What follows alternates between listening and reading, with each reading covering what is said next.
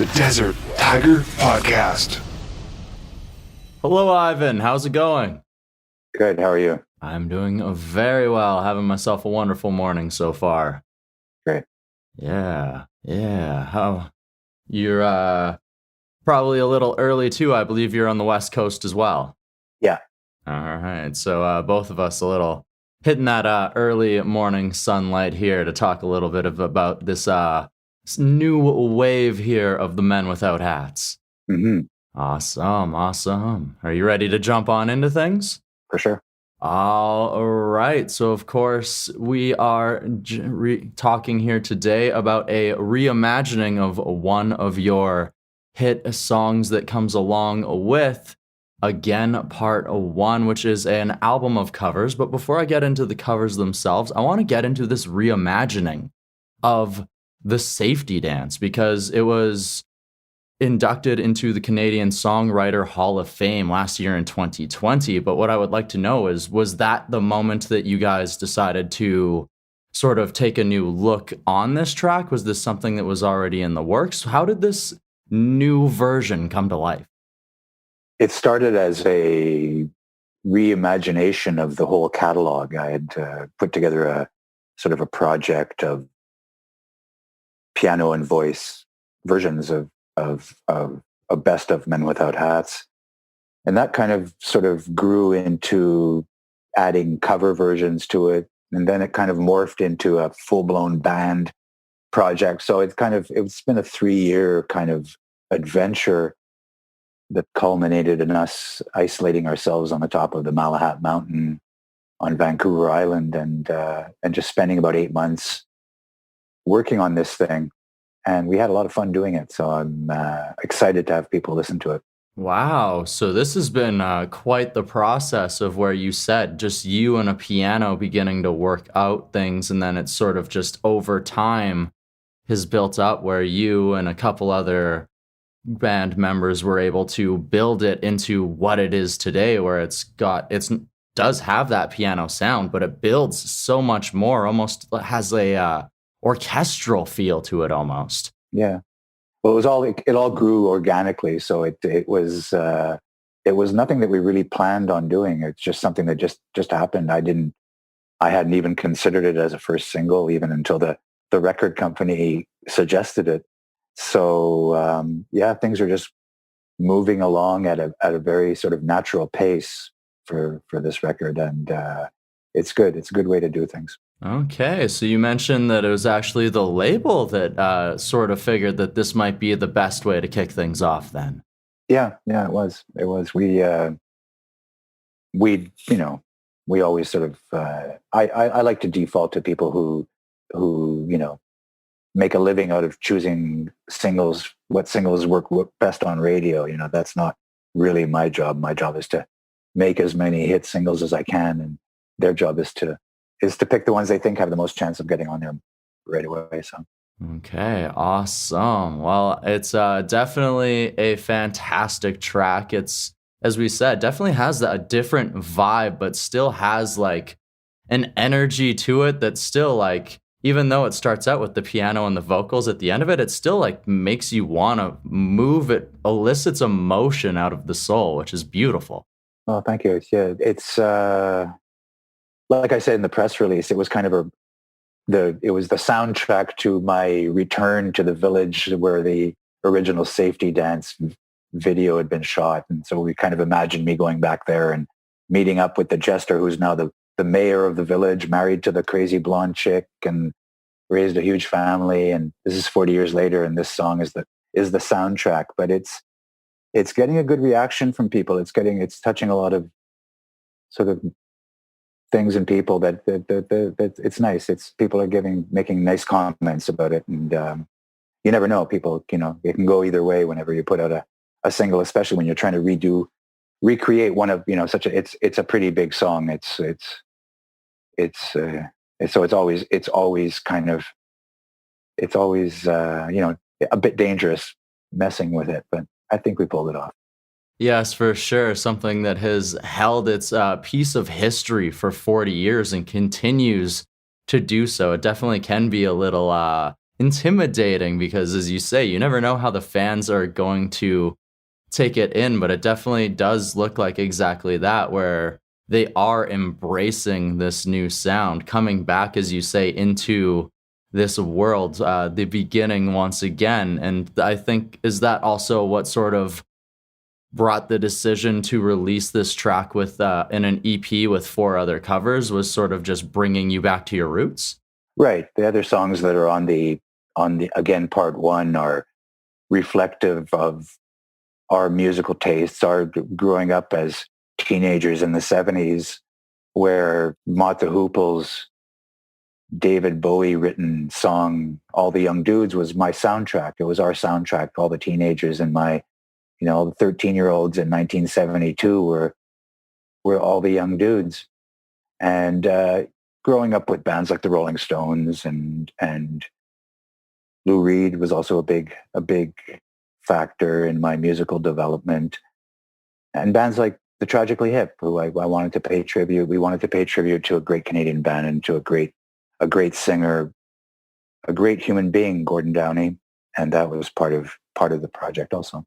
And I really love how it's sometimes when somebody covers something, it can be just that, just like an essential cover. But like Men Without Hats, you guys actually took these tracks, some of these classic tracks, and you mentioned All the Young Dudes, which I was very impressed to see that song, because like someone from my generation, a lot of us missed a track like that maybe, and that's not one that maybe did get that lifetime where it's still getting played on the radio. So like for me, that was like really fantastic to hear. And then the Tragically Hip was a band that I grew up with, and then to hear just how you reimagined this song, and it has just like almost like a macabre feel to it in a way, but like it was so beautiful because you have like the soprano in there and all of these different elements. Yeah, no, it was they're an inspiring band. They inspired us to make what I hope is a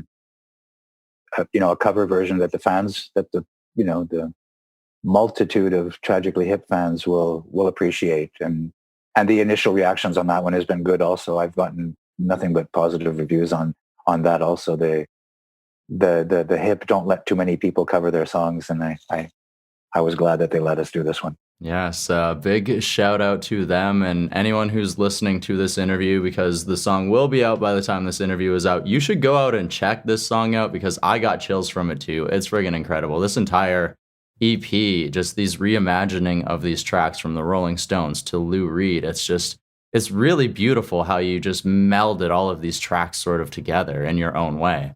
Thanks a lot. Yeah. Awesome. So, of course, this EP drops on September 24th. And you mentioned that you spent about 7 months inside of the studio, and you have some original work coming on the way as well. So, right. Quite a bit of things have been built here. So, is this again part 2 that's going to be coming our way? Again, part 2 is going to be dropping at the beginning of next year, and it's all in the can. It's just waiting at the door, waiting to get out. It's 12 original songs. And what happened here was while we were doing the cover versions and doing all that stuff, I started, when you're in studio, this happens to all musicians. When you get into a studio, the creative juices start flowing. You start writing new stuff. So some of the songs are written in the studio. Some of the songs were written in the back of the tour bus while we've been on tour for the last 10 years. And some of them were written back in the 80s, and just songs that we got out of the vault and that haven't been recorded yet or have only been heard live. And so it put together, we sort of managed to come up with 12 brand new songs that also we had a lot of fun doing, and we're really excited to have people listen to those ones as well.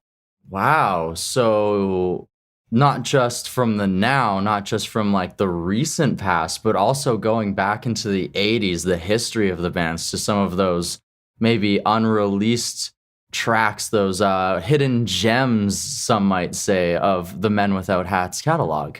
Yeah, there's a couple of things that didn't make it onto Pop Goes the World, a couple of tracks that didn't make it onto Sideways. There's stuff that didn't make it onto my solo record. But these are not, the songs that didn't make it because they weren't good enough. They just didn't make it because they weren't complete at that point or something like that. So these are stuff that we brought out and just kept working on and finished them. And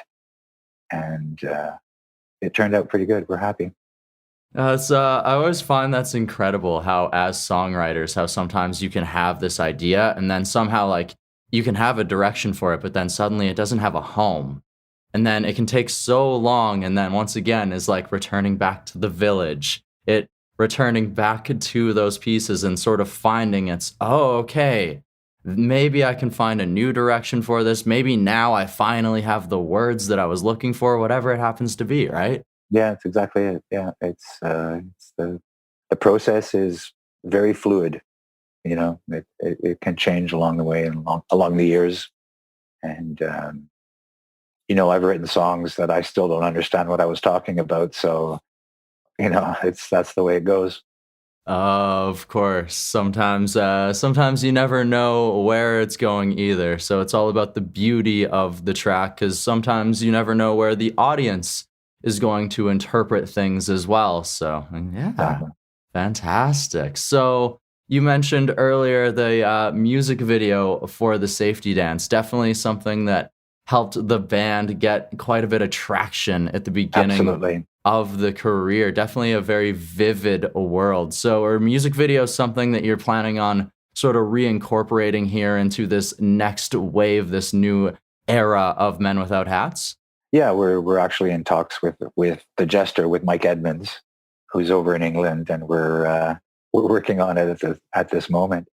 So yeah, the video was a big factor. I mean, we were so lucky to have appeared right at the birth of MTV, at a time where there weren't that many videos out there and everyone kind of got heavy rotation, and that really was a big factor.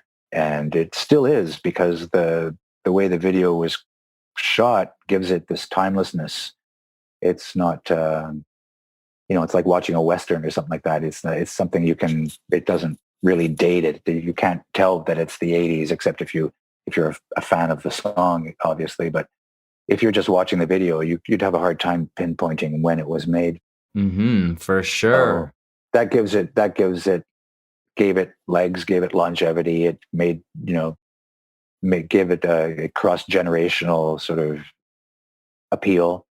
And no, like I say, we've been blessed. We've been doubly blessed. I mean, for some bands, there's so many bands out there that never got their voices heard. To have one song, to have two is like, it's just amazing. It's just amazing. Mm-hmm.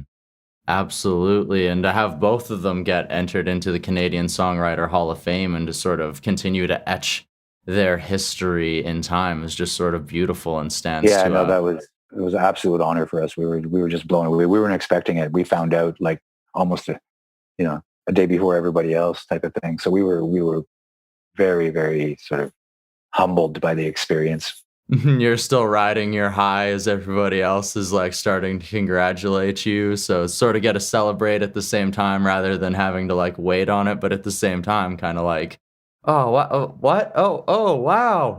Yeah, no, it's kind of like, there's, what else is there? It's like, for a songwriter, it is the ultimate compliment, the ultimate accolade. And just the company that I'm surrounded with is mind-blowing. I mean, these are people that are the reasons why I'm doing what I'm doing, and I'm in there with the club with them. So it's like I said, it's a great honor for the band, great honor for me. Mm-hmm. And it continues to bring it to a new generation as continuing with the re-releasing of the songs and otherwise, and the music video reaching new fans through YouTube. You see reaction videos and that. And also you mentioned that the band has been touring for the last 10 years. Well, I mean, the last two, maybe a little less, but the last 10 years, you guys have been touring more than you toured in the last, like the actual initial run of the band. Oh yeah, pretty much. We've gone to places like South Africa and Australia, that Peru, that we'd not been the first time around. And so yeah, it's been quite amazing. The appeal to the fans, fans are bringing their children and their grandchildren now to our shows. It's just completely mind-blowing. I'm quite a fortunate fellow.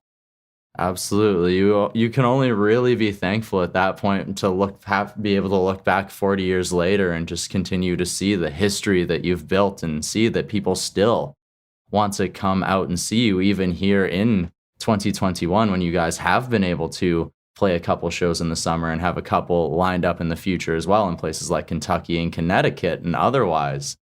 Yeah, we just got back from Milwaukee. We played the Summerfest in Milwaukee with Bow Wow Wow and Berlin. It was great. I think people are ready to get back into the concert mode again. I think people are ready to put everything behind them and get a fresh start. I couldn't agree more. Get out, see people having a good time and have a good time themselves, right? Yeah, it's been hard on everybody, and I think we should all get together and make this work. Have a few safety dances together. Yeah, that's it. Have you been breaking out any of these covers, any of these new tracks to these live audiences while you've had these opportunities?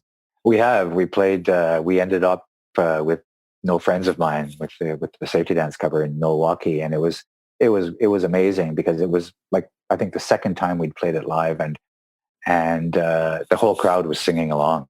And so it's one of those things like a friend of mine wrote me and he says that your new song came on the radio at my work and everybody was singing along. And it's like kind of cool. And it's like, I know it's old lyrics, but it's nice that people are relating with it, got that connection right away. So it brings back a lot of memories for people. It's still, and it has this nostalgia. It has this melancholy to it that comes with life, that comes with being 40 years down the road with a life lived. And so it's, hopefully it'll touch more people.